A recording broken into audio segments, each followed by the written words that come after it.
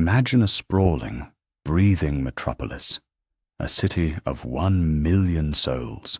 Now, rip that city from its foundations, put it on the march, send it across unforgiving terrain, push it through hostile territory. This is the reality of the mega army. 1 million men. It is a number that defies human comprehension.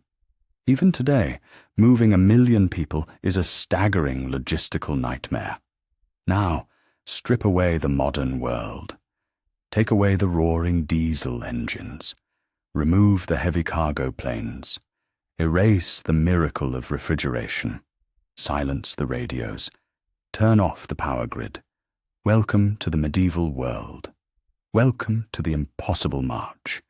Every single day, a human body demands fuel. A soldier marching 20 miles in heavy armor needs calories. He needs at least 3,000 calories a day just to survive. Multiply that by 1 million. 3 billion calories. Every single day. That is not just a statistic on a page. That is a physical mountain of grain. That is a rushing river of wine, ale, and water.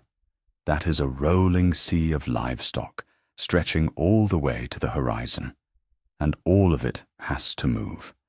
It has to keep pace with the marching infantry. The roads are not paved. They are dirt tracks. Often, they are deep, sucking mud. The weather is entirely unpredictable. A single heavy rainstorm can paralyze an entire military campaign. Wagon wheels sink to their axles. Wooden axles snap under the tremendous weight. Draft horses break their legs in unseen ditches. Yet the army must relentlessly advance. The emperor has commanded it. The king demands absolute victory. But victory does not run on bravery alone. Victory does not run on gleaming swords. Victory runs on carbohydrates. Victory runs on salted protein. Victory runs on grain. We read the ancient history books. We watch the epic films. We see the glorious cavalry charges. We imagine the deafening clash of steel. We picture colorful banners snapping fiercely in the wind. But actual battles are incredibly rare. Combat is only a tiny fraction of any military campaign. The real war is fought in the dirt. The real war is a daily, desperate struggle against starvation. A great general does not just command brave soldiers. He commands mouths. 1 million open, endlessly hungry mouths. Think about the physical footprint of this massive force. A marching column of this unimaginable size cannot just walk down a single road. It consumes the entire landscape. It operates like a swarm of locusts in human form. If 1 million men marched in a single straight column, the vanguard would reach the battlefield before the rearguard even woke up from their camps. They must split up. They must travel across multiple parallel routes. They must coordinate their movements perfectly.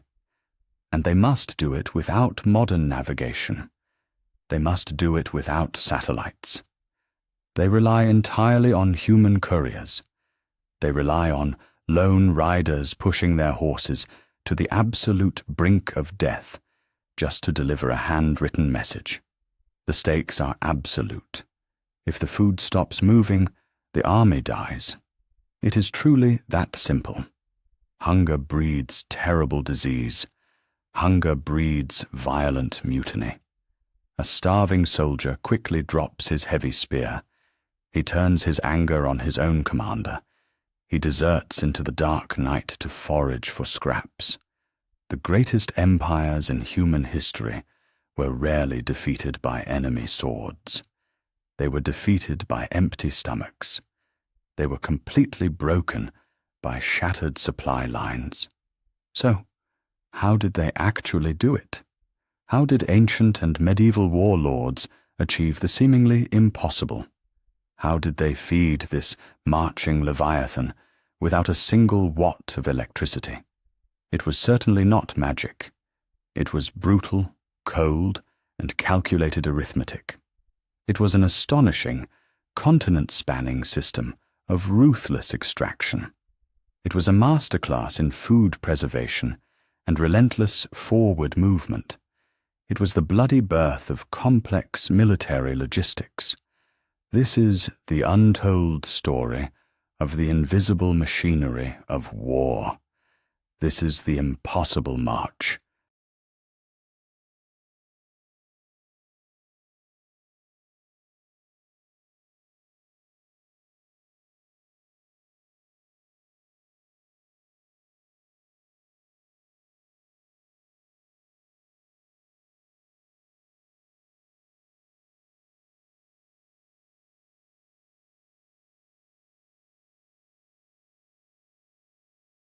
Imagine a mountain of raw wheat.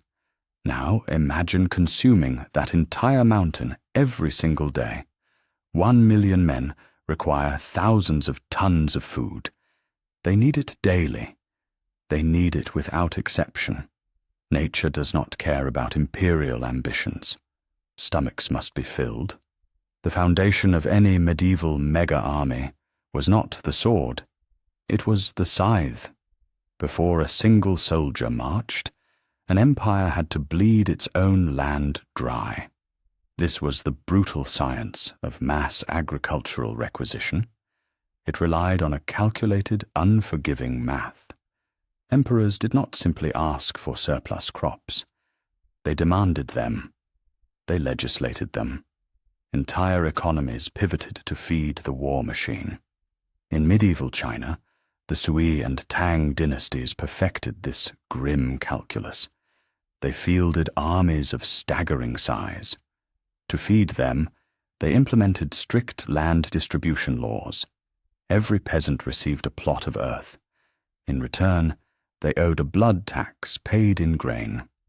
The state took a massive cut of every harvest. Tax collectors swarmed the countryside. They calculated crop yields. They measured bushels. They seized the lifeblood of the peasantry. It was a highly organized extraction. A localized bad harvest meant starvation for the farmers. But the army always ate first. Gathering the grain was only step one. Where do you put it? You cannot leave millions of tons of wheat in the open. Rain is the enemy. Rot is the enemy. The solution was the imperial granary network. These were not simple wooden barns.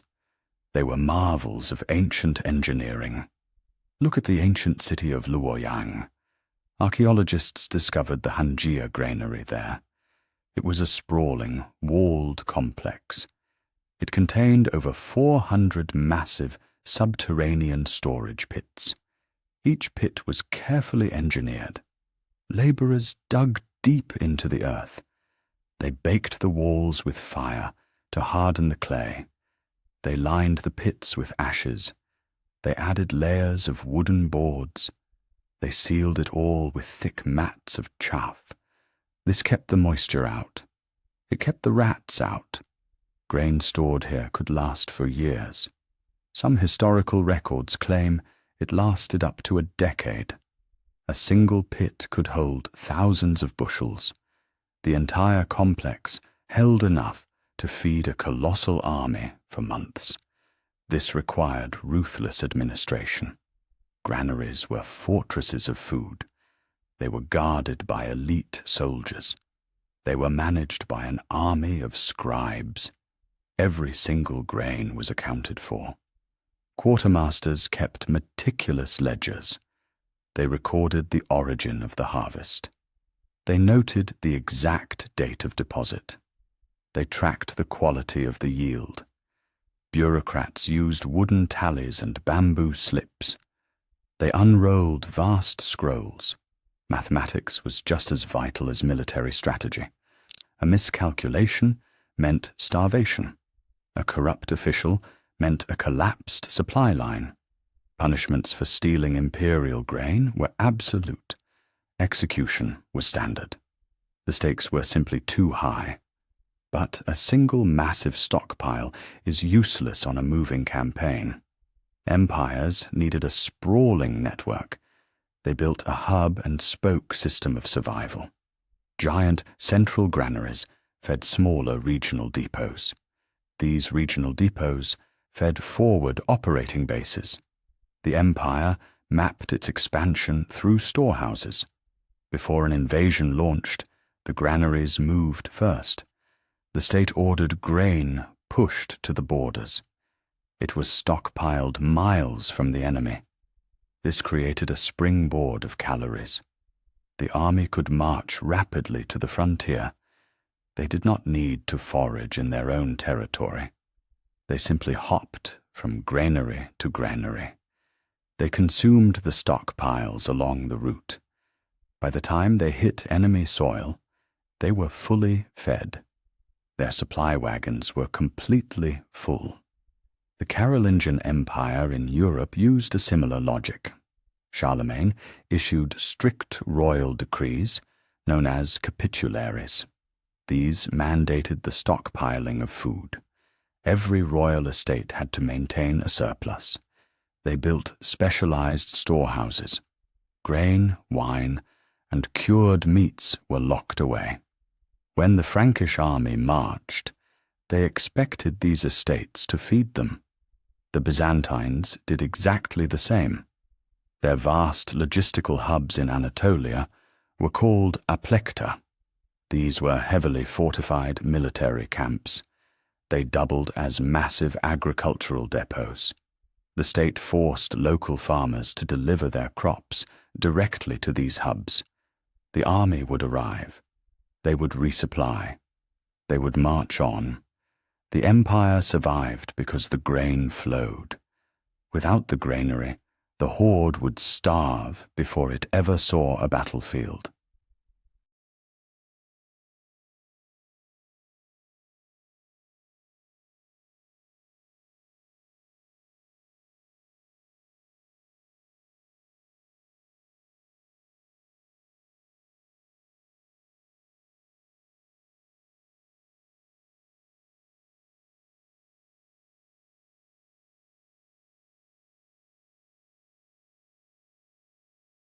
Fresh food is a ticking clock.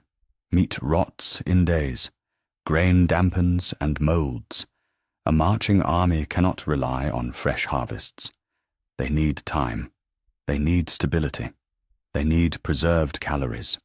Without refrigeration, nature is the ultimate enemy. Bacteria and fungi thrive in warmth and moisture.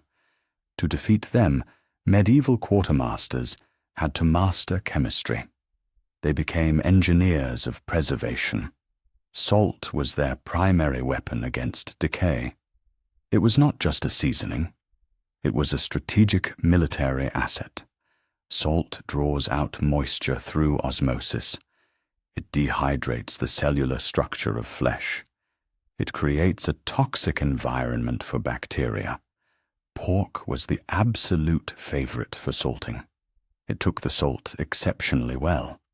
More importantly, pork retained its dense fat content. Fat meant concentrated energy. Energy meant survival on forced marches. But salt was incredibly expensive. It was heavy to transport. Coastal salt pans worked relentlessly. Miners dug deep into dark subterranean veins. They produced thousands of tons of this white gold. Royal armies required absolute mountains of it. Packers layered raw meat in massive wooden barrels. A thick layer of coarse salt went between each slab of meat. The meat wept its juices. It created a dense, hypersaline brine. A single barrel of salted beef could sustain a squad for weeks. But the resulting meat was hard as wood. It was aggressively, painfully salty. Soldiers had to soak it in river water overnight. They boiled it for hours, just to make it chewable. It was tough. It was monotonous, but it kept armies alive. Where salt was scarce, Smoke filled the void. Smoke is a chemical marvel of the ancient world. It contains formaldehyde. It contains phenols and organic acids. These harsh compounds coat the surface of the flesh. They form an invisible acidic shield. This shield repels flies. It neutralizes surface bacteria. Choosing the right wood was critical. Hardwoods were essential. Oak, hickory, and apple burned slow and cool. Pine was strictly forbidden. Pine resin ruined the meat with toxic soot. Smoke curing was a slow, deliberate process. It took days of constant vigilance. Armies requisitioned entire villages to operate massive smokehouses. Thousands of fish were hung from wooden rafters. Pork bellies swung above smoldering pits. The smoke penetrated deep into the tissue. It dried the flesh further. It added a bitter, sharp flavor. Soldiers carried smoked sausages in their leather pouches. These dense links lasted for months in the dampest conditions. They provided a crucial, sudden burst of protein on the battlefield. Sometimes the simplest method was the most effective. The sun and the wind. Desiccation. Removing water removes the very foundation of life. Without water, rot simply cannot exist. Nomadic armies mastered this harsh science. Steppe warriors rode with thin strips of raw meat. The dry wind ripped the moisture from the flesh. It became a primitive, iron-tough jerky. It weighed a fraction of fresh meat. It packed incredible caloric density. In the Mediterranean and the Middle East, the blazing sun baked figs, apricots, and dates. These dried fruits were absolute logistical miracles. They were packed with dense, explosive sugars. They weighed almost nothing in a saddlebag. They practically never spoiled. European armies relied heavily on hardtack. A dense biscuit baked twice. Bakers left it in the oven until every single drop of moisture vanished. It emerged hard as a rock. It could literally shatter a soldier's tooth. Men soaked it in cheap wine or thin broth. It was completely tasteless. It was a miserable meal, but it was pure, unyielding carbohydrate. Imagine the staggering scale of this operation. Feeding a massive expeditionary force required millions of calories every single day. Every ounce of meat had to be processed. Every grain of wheat had to be protected from the damp. Preservation was a colossal industrial effort. It began many months before the first sword was even drawn. Peasant women worked day and night in the freezing mud. They gutted millions of herring. They rubbed coarse salt into endless barrels of beef. They tended the choking, stinging, smoking fires. They laid out massive canvas sheets of fruit under the burning sun. This was the invisible grinding engine of medieval war. 1,000,000 men absolutely cannot march on empty stomachs. They marched on salted cod. They marched on smoked venison. They marched on rock-hard, twice-baked biscuits. These ancient techniques defied the natural order of decay. They stopped the biological clock. They transformed perishable, fragile harvests into durable, weaponized fuel. This was the ancient, unforgiving science of caloric preservation. It was brutal. It was primitive. But it forged empires.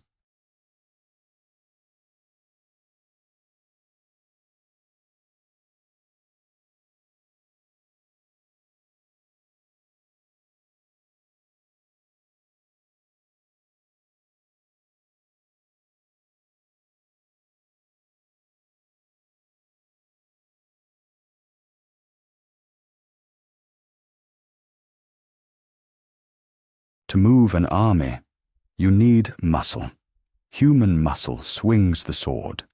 Animal muscle moves the food. We imagine endless lines of supply carts. We picture them rolling smoothly toward the front lines. The reality was a mathematical nightmare. Moving supplies overland was the hardest puzzle of medieval warfare. It was governed by a brutal, unyielding equation. Quartermasters called it the tyranny of the wagon. Consider the humble ox. It was the primary engine of the medieval supply train. Oxen are incredibly strong.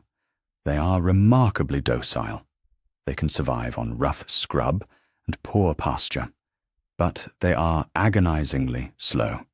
An ox-drawn cart moves at just 2 miles an hour. It covers maybe 10 or 12 miles in a single day. Then there is the mule. Mules are tougher than horses. They are faster than oxen.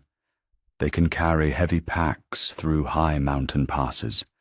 But pack animals carry far less than a wheeled cart. A mule might carry 200 pounds. A heavy wooden cart pulled by oxen could haul over 1,000. But carts require roads. Roads in the Middle Ages were often just rutted dirt tracks. Mud was the ultimate enemy. A single rainstorm could stop a massive army dead in its tracks. Here we find the greatest trap of ancient logistics. Historians call it the fodder paradox. It is a simple, devastating piece of arithmetic.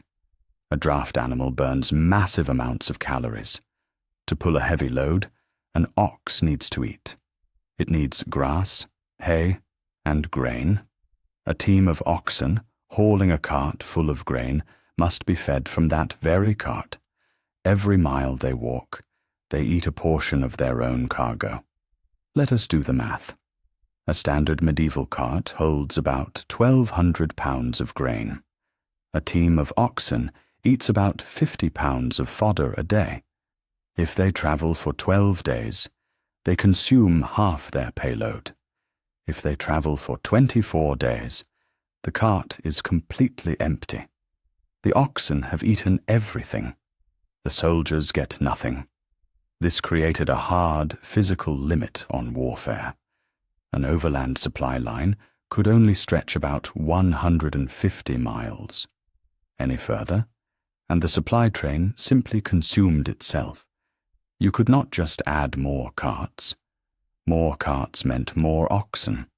More oxen meant more food consumed. It was a vicious, unbreakable cycle. The math was absolute. How did commanders break this rule? They did not. They adapted to it. This is why medieval warfare had a strict season. Armies marched in the late spring and summer. They waited for the grass to grow. The animals had to graze along the route. If the oxen could eat grass from the roadside, they did not eat the grain in the cart. Grazing saved the payload. But grazing took time. It required vast open fields. A massive army would strip the land bare in hours. The vanguard animals ate well. The rearguard animals found only dirt. This forced armies to spread out over miles of countryside. To improve the math, medieval engineers looked to the horse. Horses are faster than oxen. A horse cart can cover 20 miles a day. But horses are fragile. They require high-energy grain. They cannot survive on rough grass alone. For centuries, horses choked when pulling heavy loads. The ancient yoke pressed directly against their windpipes. Then came a quiet revolution. The padded horse collar arrived in Europe. It shifted the weight to the horse's shoulders. It allowed the animal to breathe freely. Suddenly, a horse could pull twice the weight. Add the invention of nailed iron horseshoes. Now, hooves were protected from shattered rocks and muddy bogs. The arithmetic changed.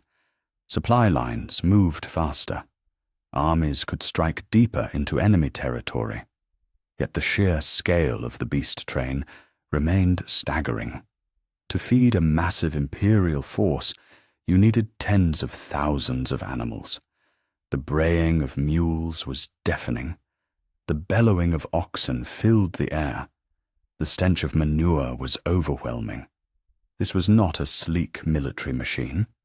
It was a chaotic, living, breathing beast. Every single animal was a piece of military equipment. Every beast was a mouth to feed. The quartermaster walked a daily tightrope. If the animals starved, the carts stopped. If the carts stopped, the men starved. If the men starved, the empire fell. The beasts of burden were the true backbone of the conquest. Their daily caloric math decided the fate of kings.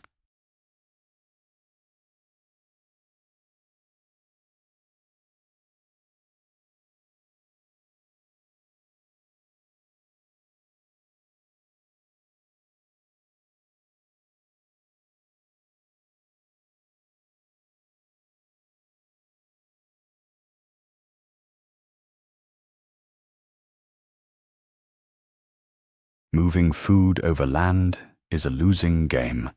Carts break. Roads turn to mud. Oxen eat the very grain they pull. This is the inescapable trap of terrestrial logistics. But the greatest military commanders knew a secret. They looked to the water. Rivers and seas were the true highways of the ancient and medieval worlds. Water eliminates friction.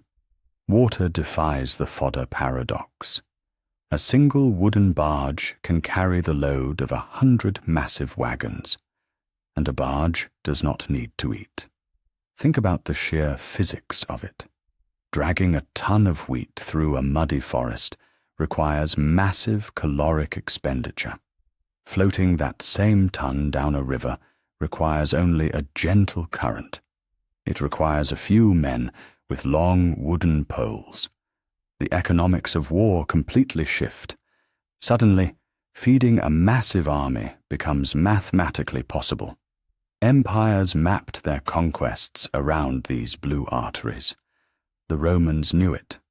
The Byzantines perfected it. The Chinese built their entire empire upon it. Look at the Sui and Tang dynasties. They faced an impossible logistical nightmare. Their massive armies guarded the hostile northern frontiers. But the fertile rice bowls lay far to the south. Their solution was an engineering marvel. The Grand Canal. It was the largest artificial river in human history. It spanned over 1,000 miles of continuous waterway. Millions of conscripted laborers dug it by hand. Flat-bottomed grain barges sailed in endless convoys. They carried millions of bushels of rice northward.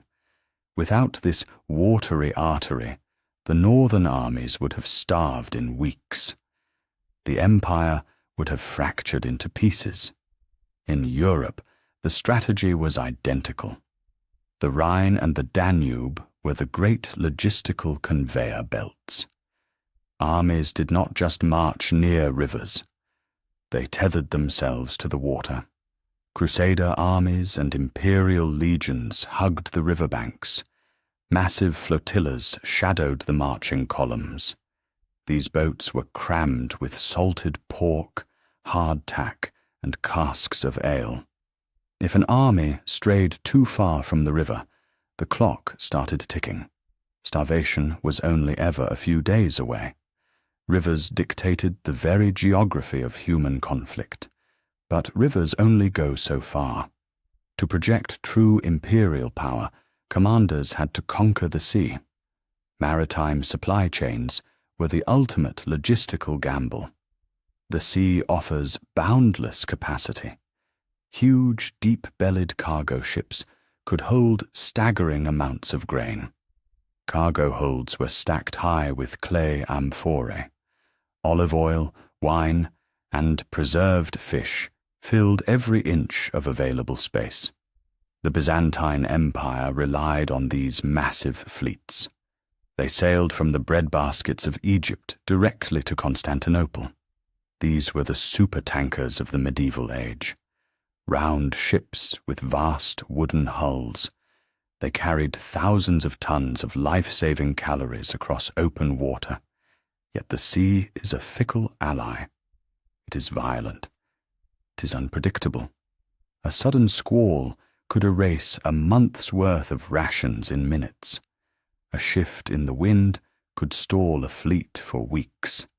Armies waiting on the shore would slowly starve.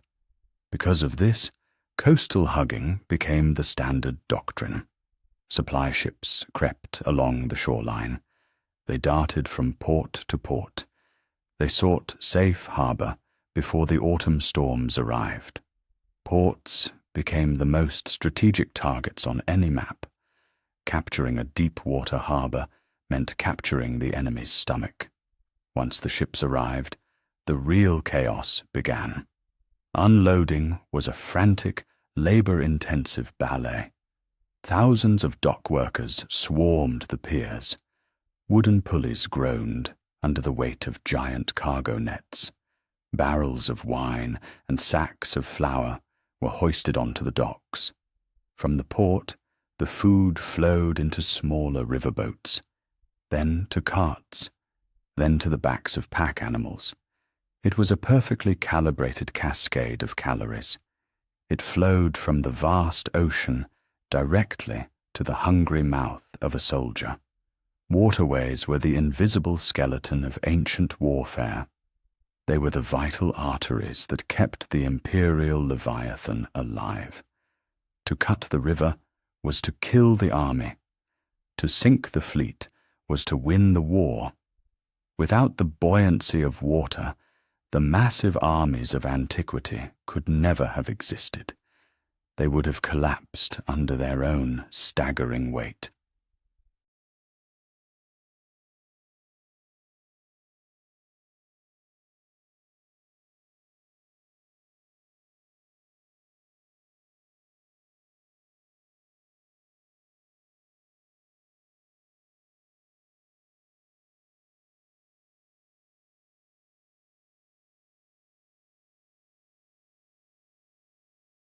When we picture a medieval army, we see ranks of armored men. We see gleaming swords.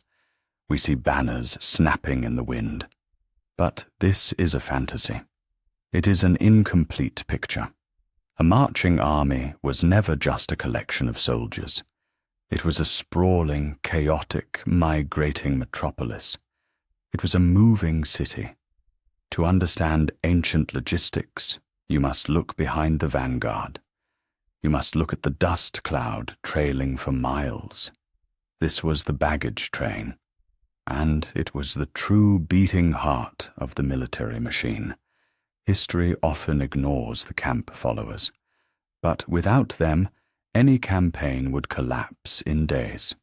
For every single fighting man, there were often 2 or 3 non-combatants. Think about that math. A massive imperial force of 1 million soldiers meant millions more walking behind them. Who were these people? They were the wives and children of the infantry.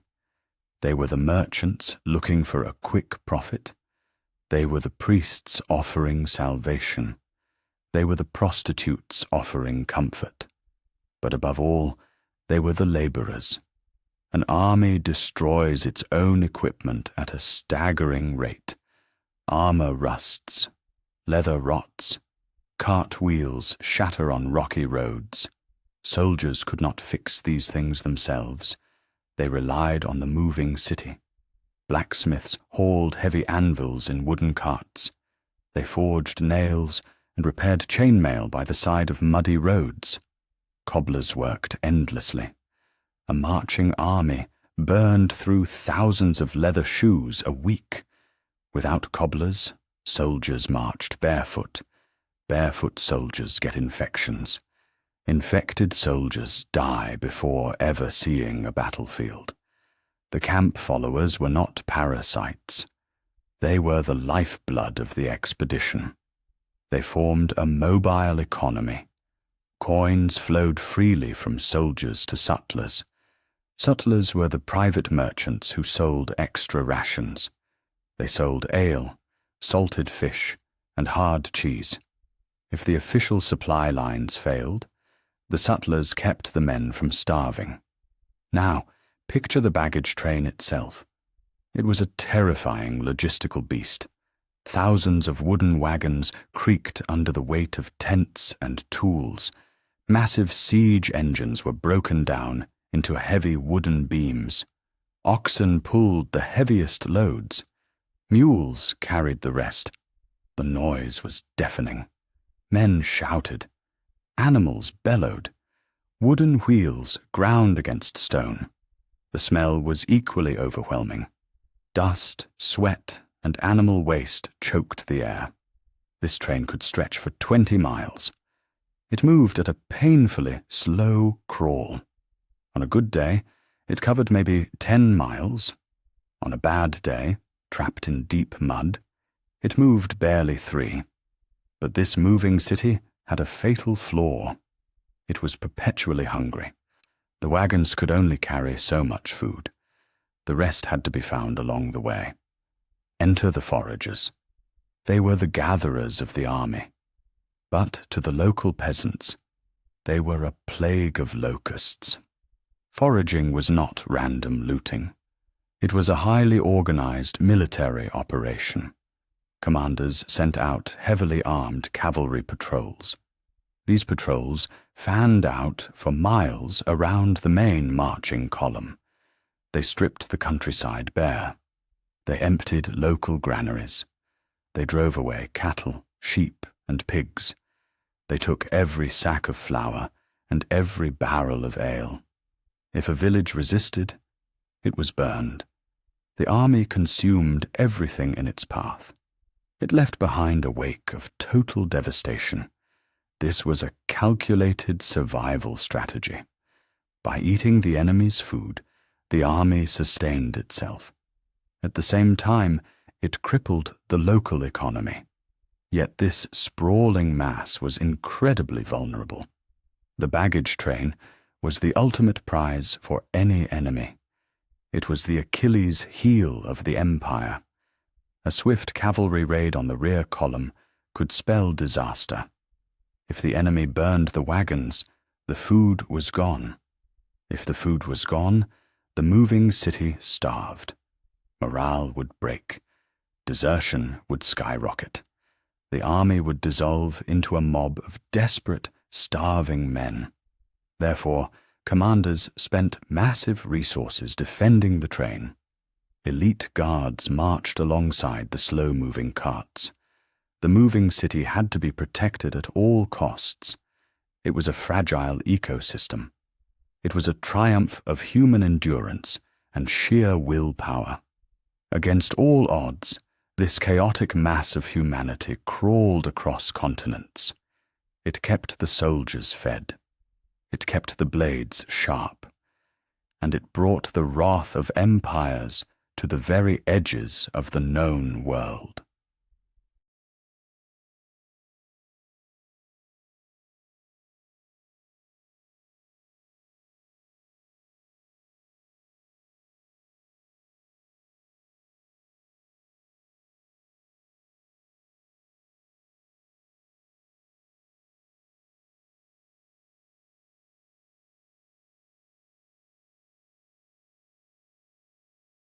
Fresh meat is a luxury. In a world without electricity, it is a ticking clock. Slaughter a cow, and the rot begins immediately. Salt and smoke take time. They require immense preparation. But an army needs fresh protein. 1 million men require staggering amounts of iron, fat, and calories. How do you provide fresh meat on a months-long campaign? The answer is brutally simple. You do not kill the food. You make the food walk. You bring the slaughterhouse with you. Picture a medieval army on the move. We imagine shining armor. We imagine snapping banners. We forget the noise. We forget the smell. Behind the vanguard, there is a sea of horns. Thousands of cattle, tens of thousands of sheep, massive herds of squealing pigs. This is the living larder. It is a mobile, breathing calorie bank. The sheer scale is difficult to comprehend. For every 10 soldiers, you might need 1 cow. For a massive campaign, the herds stretch for miles. The dust choked the sky. The bellowing of animals drowned out the marching songs. But this living larder comes with a heavy price. Armies march only as fast as their slowest component. Often, that component is a cow. Cattle are built for grazing. They are not built for forced marches. Push a herd too hard, and the animals lose weight. They burn off the very fat the soldiers need to survive. Push them to the point of exhaustion, and they die in the dirt. Dead meat on the road is wasted meat. So the army must crawl 10 to 12 miles a day, no more. The pace is agonizing. The men in charge of this chaos were the drovers. They were the unsung heroes of medieval logistics. They were not knights. They were herdsmen. They fought off wolves. They chased down strays. They kept the living rations moving. Moving the herd is only half the battle. The herd must eat. This is a monumental logistical puzzle. A massive herd of cattle will strip a landscape bare. They consume thousands of pounds of grass every single day. The drovers had to scout lush valleys. They had to follow river lines. Marching through a desert meant death for the herd. Marching through winter meant starvation. The commanders had to plan their invasion routes around grass. The availability of pasture dictated the fate of empires. If the grass failed, the herd failed. If the herd failed, the army starved. Different empires favored different beasts. Western armies relied heavily on cattle and pigs. Pigs were stubborn. They were incredibly hard to drive, but they ate absolutely anything. They turned camp garbage into high-quality pork. The Mongols took a different approach. Their military machine relied on the horse and the sheep. A Mongol warrior rode with a string of remounts. These horses provided unmatched mobility, but they also provided sustenance. In desperate times, a Mongol rider would open a small vein in his horse's neck. He drank the blood. He mixed it with mare's milk. He closed the wound, and the horse kept running. It was the ultimate mobile ration. It required no fire. It required no halt. They also drove massive flocks of sheep. Sheep were faster than cattle. They could survive on brutal scrubland. They provided meat, milk, and wool. When the sun went down, the march stopped. The daily butchery began. It was a massive, bloody industrial operation. Hundreds of animals were slaughtered every single evening. There was no time for aging the meat. There was no time for delicate cuts. The meat was hacked apart. It was thrown straight into massive iron cauldrons. It was boiled into thick, calorie-dense stews. Nothing was wasted. Bones were cracked for marrow. Organs were consumed immediately. Blood was collected for sausages. Hides were stretched and used for tent repairs. The living larder was efficiently, ruthlessly dismantled. Day by day, mile by mile. Driving livestock across continents was a staggering achievement. It defied the limits of nature. It required immense patience. It demanded absolute discipline. The herds were noisy, slow, and highly vulnerable. Yet they were the lifeblood of the campaign. They turned distant, hostile lands into survivable battlegrounds. Without these massive migrating herds, the great conquests of history would have stalled. The armies would have withered. The empires would have starved. The marching meat was the raw fuel of ancient warfare.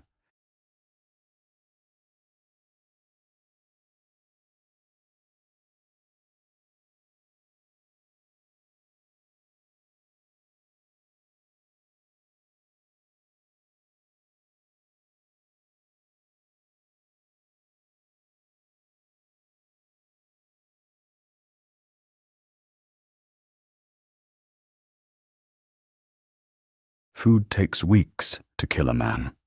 Thirst takes days. Often it takes mere hours under a blazing sun. For a medieval army, water was the absolute governor of life. It dictated the route. It decided the pace. It won or lost the campaign. We call these massive armies the Leviathan. But this Leviathan was always thirsty. A massive medieval army is a biological engine. It runs entirely on water. Without it, the engine seizes. Muscles cramp. Delirium sets in. Kidneys shut down. Death follows swiftly. Consider the raw mathematics of hydration. A marching soldier needs at least 1 gallon of water a day. That is just to survive. In heavy chainmail, under a summer sun, that requirement doubles. Now multiply that reality. A massive imperial army means millions of gallons of water, every single day. But soldiers are only half the equation. Remember the beasts of burden, the war horses, the draft oxen. A single horse drinks 10 to 12 gallons daily. An ox drinks even more. A massive medieval host required tens of millions of gallons of water a week. You cannot carry this much water. It is physically impossible. Water is incredibly heavy. 1 gallon weighs over 8 pounds. A cart loaded with water barrels becomes too heavy for the oxen pulling it. The oxen would drink the entire cargo before reaching the destination. Therefore, you do not carry water. You march to it. Rivers were the vital arteries of any campaign. Commanders glued their marching columns to major waterways: the Danube, the Rhine, the Tigris. Leaving a river valley was a massive calculated risk. It meant stepping into the dry unknown. Armies employed specialized scouts. These men were water finders. They read the landscape. They looked for converging animal tracks. They spotted specific vegetation that signaled shallow groundwater. When the army halted, the real work began. Engineers descended upon the landscape.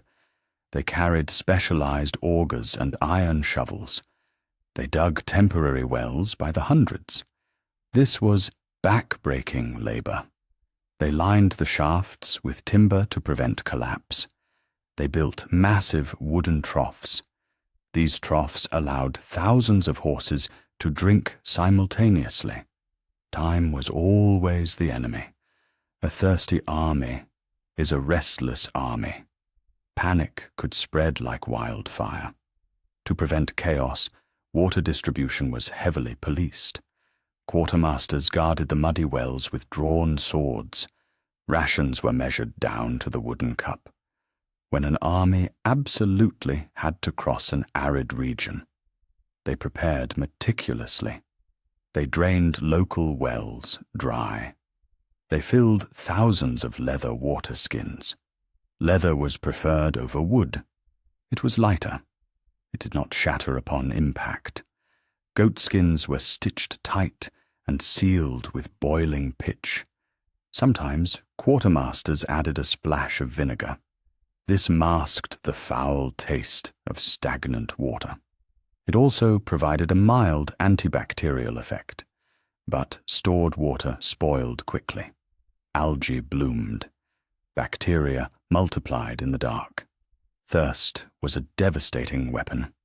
Smart commanders knew this intimately. They poisoned wells in their wake. They tossed rotting animal carcasses into pristine springs. They forced the pursuing enemy to drink death. Contaminated water was a silent, ruthless killer. It bred dysentery. It caused cholera outbreaks. Men died clutching their stomachs in the dirt. The Crusaders learned this the hard way. At the Battle of Hattin in 1187, Saladin weaponized thirst. He trapped the Crusader army on a dry, dusty plateau. He blocked their access to the fresh water of the Sea of Galilee. Then he set the dry brush on fire. The intense heat and choking smoke amplified their agonizing thirst. The Christian army collapsed from dehydration. They were defeated before a single sword was swung. Thirst broke their shield walls. Water dictated the absolute boundaries of empires. It was the invisible iron chain around the neck of the Leviathan. You could raise a massive army. You could forge 1,000,000 steel swords. But if you could not quench their thirst, you had absolutely nothing.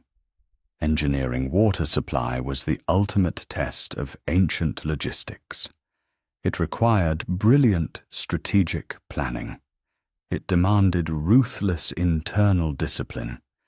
It was a daily, desperate battle against the elements.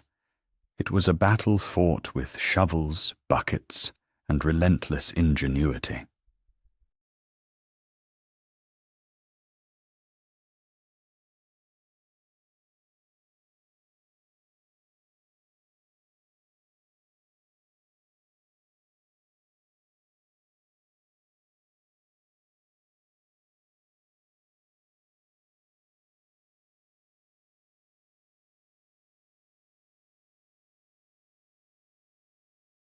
Battles are not won by swords alone.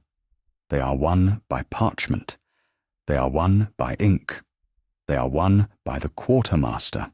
Look past the kings in their shining armor. Look past the generals on their war horses.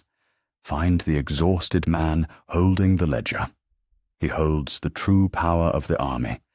If his math fails, the empire falls. Feeding 1,000,000 men is not a miracle. It is a brutal, unforgiving mathematical equation. Every single day, a massive biological engine demands fuel. The quartermaster must provide it. He deals in life, death, and grain. Consider the sheer physical toll on the medieval soldier. He wears 60 pounds of iron chainmail. He carries a spear, a heavy wooden shield, and a dense pack. He marches 15 to 20 miles a day. Sometimes he marches through thick, sucking mud. Sometimes he climbs steep, jagged mountain passes. His body is a roaring furnace. He burns through calories at a staggering rate. Modern elite athletes consume 4,000 calories a day. A marching medieval infantryman requires at least 5,000. Fall short of that number, and disaster strikes. Fatigue sets in immediately. Muscles cramp. Morale plummets. Immune systems crash. Disease quickly takes hold. The quartermaster knows this grim biology. He calculates the daily ration with ruthless, cold precision. 3 pounds of solid food per man. That is the absolute baseline for survival. It usually consists of 2 pounds of milled grain or rock-hard bread.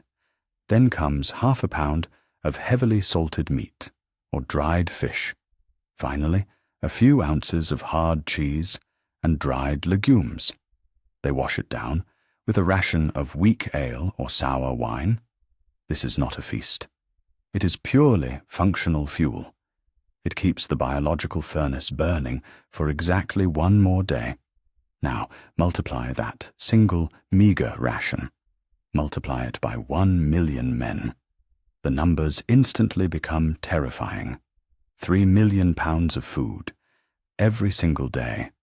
That is 1,500 tons of supplies required between sunrise and sunset. If the massive army halts for just 1 week, they consume 10,000 tons of food. The quartermaster must somehow source this mountain of calories. He must safely store it. He must accurately distribute it. Distribution alone is a logistical nightmare. You cannot simply dump tons of loose grain in the center of a military camp. It must be carefully measured. It must be precisely weighed out. It must be handed to specific unit commanders. Those commanders then distribute it to individual squads. The squads divide it among the hungry men. Theft is rampant in the camp. Hoarding is a constant, deadly threat. The quartermaster fights a daily, invisible war against human greed and corruption. He uses split wooden tally sticks to track complex debts. He uses thick vellum ledgers to record every ounce of inventory. Every single sack of flour is counted. Every wooden barrel of salted pork is logged. The punishments for stealing rations are severe. Floggings are common. Hangings are not unusual. The quartermaster cannot afford mercy. Mercy disrupts the math. This sheer volume of daily food bends local economies until they shatter. An army of this incredible size does not just buy local food. It completely swallows entire regional markets. The quartermaster travels with heavy iron chests of silver and gold. He purchases bulk grain from terrified merchants. He requisitions entire autumn harvests from local lords. Often, he pays with royal promissory notes.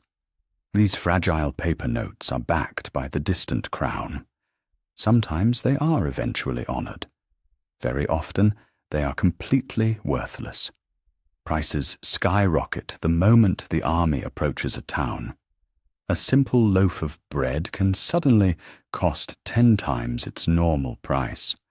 The quartermaster must aggressively negotiate. He must threaten local guilds. He must fix market prices by strict royal decree.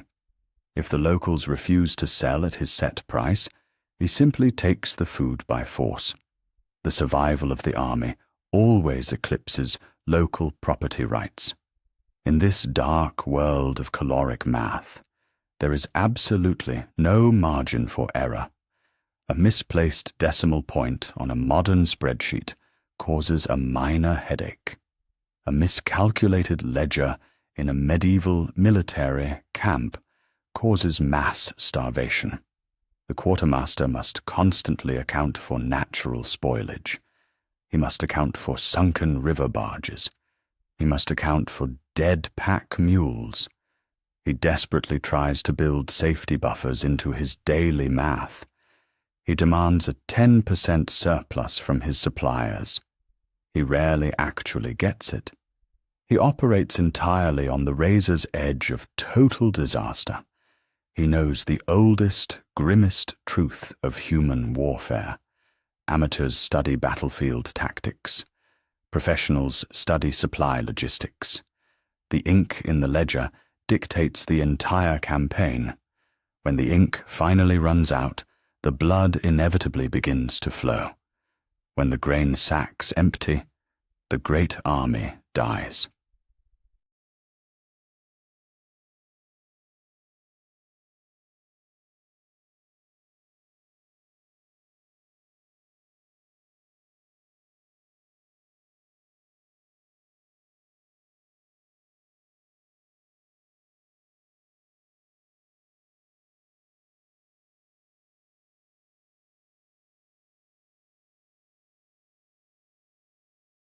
The march is over. The enemy city is in sight. Massive stone walls loom on the horizon. The army halts. Tents are pitched. Banners are planted. The siege begins. But the moment the army stops moving, a deadly countdown starts. A marching army survives by acting like a swarm of locusts. It consumes the landscape and moves on. A static army is entirely different.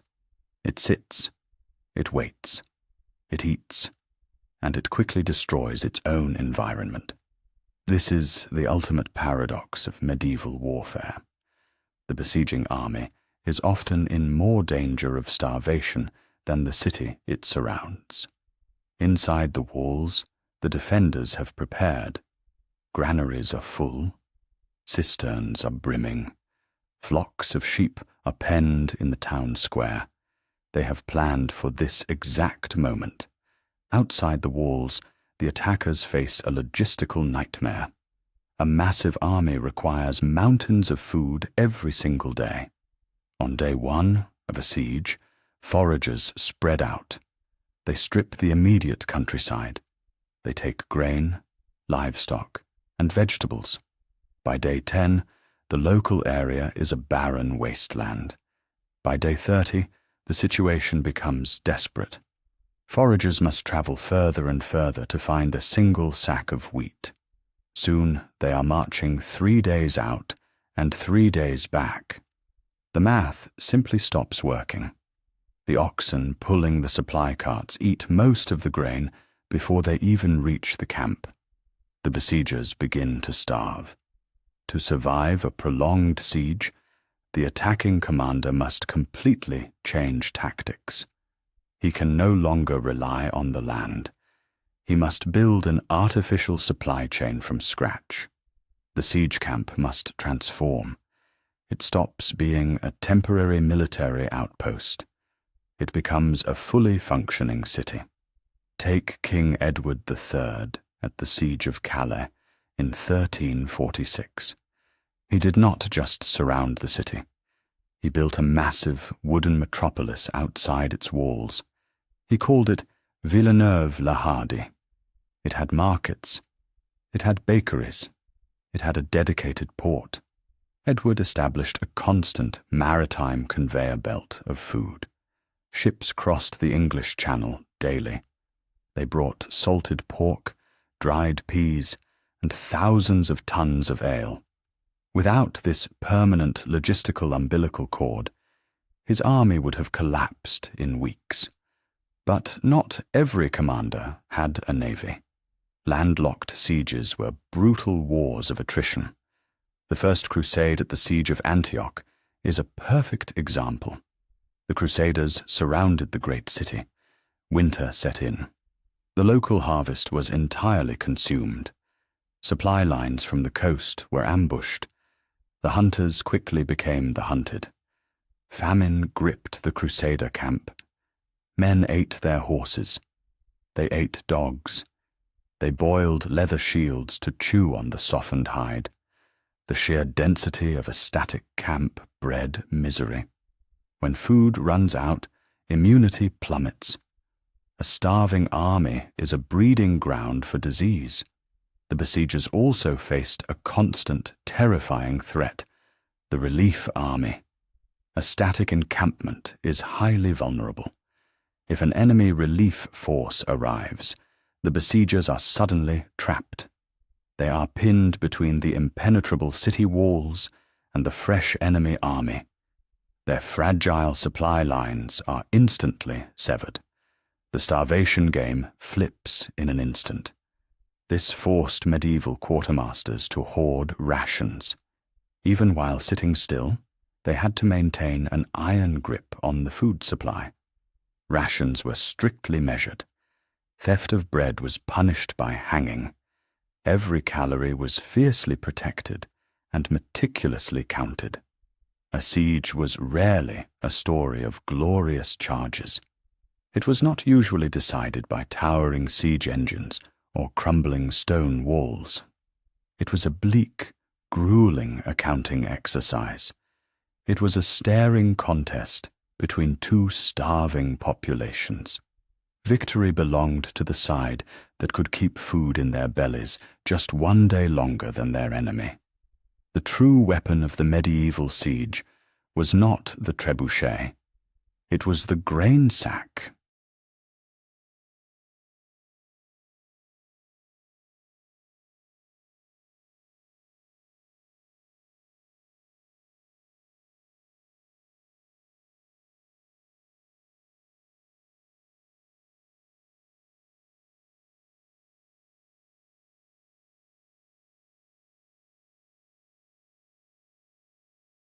Ohut. Swords and arrows rarely decided the fate of a medieval campaign. The true slaughter happened far away from the battlefield. It happened in the tents. It happened in the latrine trenches. It happened in the supply wagons. The deadliest enemies of the ancient and medieval world carried no banners. They wore no armor. They were completely invisible. An army of 1 million men was a biological time bomb, gathering that many human beings in one place defied nature. It defied the limits of medieval sanitation. The very act of stopping to camp invited disaster. First came the rot. Food preservation was an endless, losing battle. Salted meat could only last so long in the damp chill of a European autumn. Rain seeped into supply carts.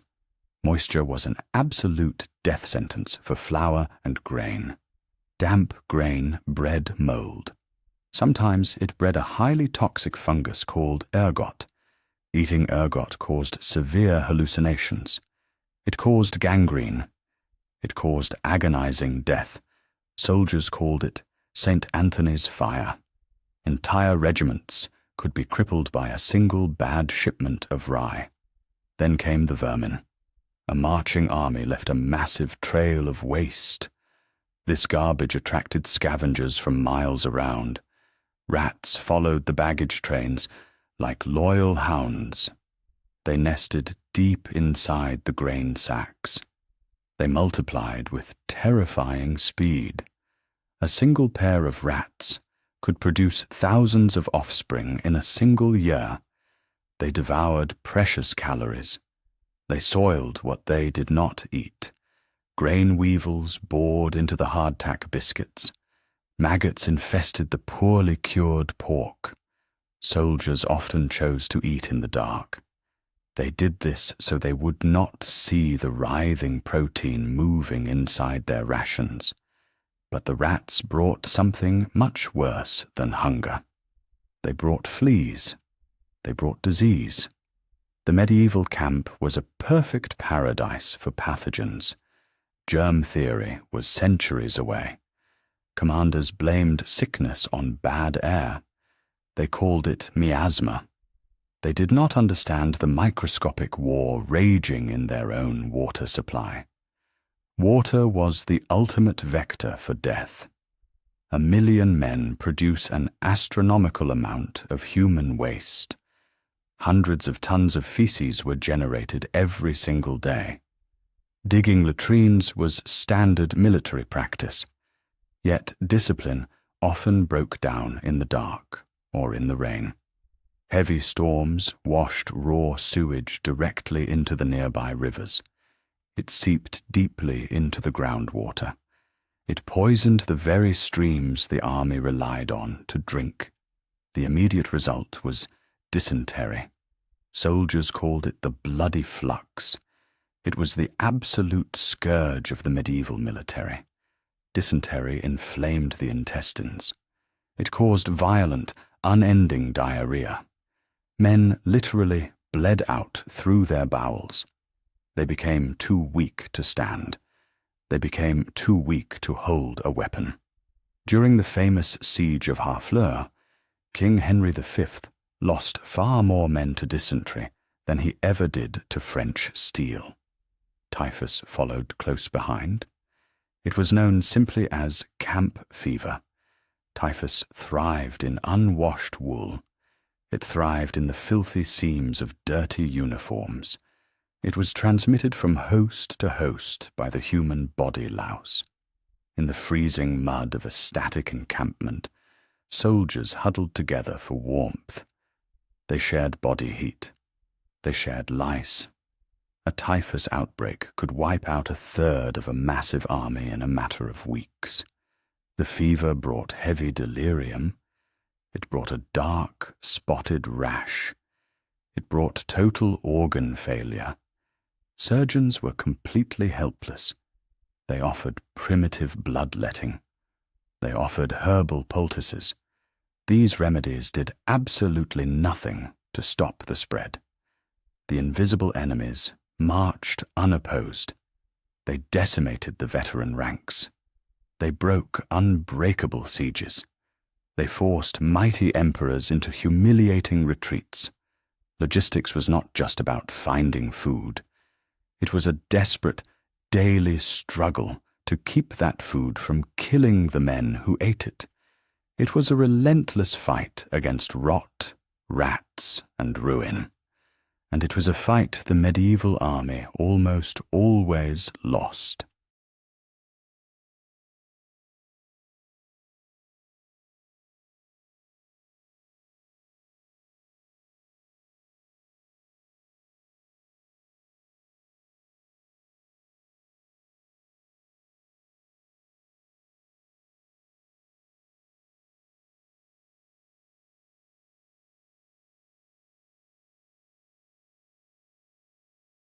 The dust of the ancient march finally settles. The medieval army vanishes into the pages of history. But their legacy does not die. It evolves. Amateurs talk tactics. Professionals study logistics. This famous military maxim was not born in a modern war room. It was forged in the mud of the Middle Ages. It was written in the blood of starving sieges. Look closely at any modern military supply chain. You see computers. You see complex algorithms. You see global satellite tracking. But strip away the silicon. Strip away the diesel engines.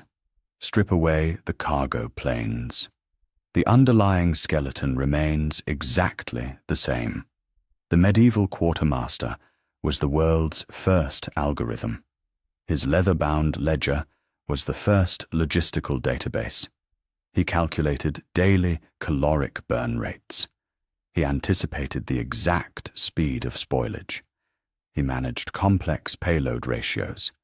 He knew exactly how much grain a cart could hold. He knew exactly how much that ox would eat along the way. He did it all with ink, parchment, and a brilliant, ruthless mind. Modern supply software merely accelerates his ancient math. Consider the modern military ration. The meal, ready to eat, the MREs. It is praised as a marvel of modern food science. It survives extreme desert heat. It lasts for years on a shelf, but it is simply a technological echo. It is the direct descendant of medieval salted pork. It is the great-grandchild of twice-baked hardtack. Medieval armies were the absolute masters of caloric density. They removed moisture through sun-drying. They weaponized salt to kill bacteria. They smoked meats to halt the march of decay. Today's chemical preservatives do the exact same job. The fundamental goal has never changed. Deliver maximum human energy. Minimize physical weight. Defy the rot of nature. Think about the infamous fodder paradox. Medieval beasts of burden ate the very supplies they carried.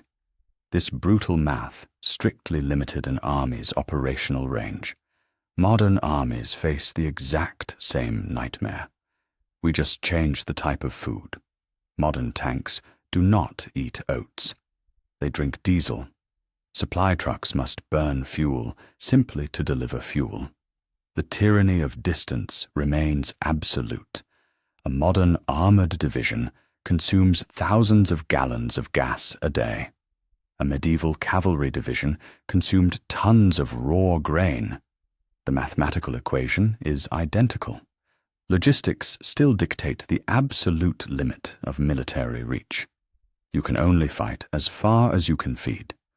Look at the modern forward operating base, the Phobie. It is a heavily fortified logistical hub. It projects power deep into hostile territory. The medieval empires perfected this exact system. They built massive, interconnected granary networks. They established heavily fortified supply depots along their invasion routes. They pre-positioned vital assets months in advance. Modern military planners use the exact same strategy today. You cannot project violent power without a secure logistical tether. You must build stepping stones of supply. The ancient commanders knew this. They lived or died by this rule. The medieval baggage train was a massive rolling city. It was loud. It was chaotic. It was absolutely essential. Today we call it the combat support echelon. Mechanics, medics, cooks, engineers. For every modern soldier pulling a trigger, 10 more stand firmly behind them. They fix the broken trucks. They heal the wounded. They cook the daily food. The ratio of frontline fighters to rear support staff has barely shifted across 1,000 years. The deadly tip of the spear still needs a massive, heavy shaft to drive it forward. We marvel at the ancient world. We wonder how they moved mountains of men. We wonder how they fed 1 million hungry mouths without a single watt of electricity. The answer is not magic. It is ruthless, brutal efficiency. It is the ultimate mastery of the natural world. It is the absolute triumph of human organization. They conquered time. They conquered immense distance. They conquered microscopic decay. They did it with wood. They did it with salt. They did it with muscle and bone. Their grand empires eventually crumbled. Their towering stone castles fell into ruin. But their vital ledgers survived. Their supply chains became the hidden blueprint for the modern world. Every massive cargo ship, every rolling freight train, every military airlift, they all beat with a medieval heart. The ghosts of the ancient quartermasters still march with us today. They still hold the ledger. They still balance the scales of war.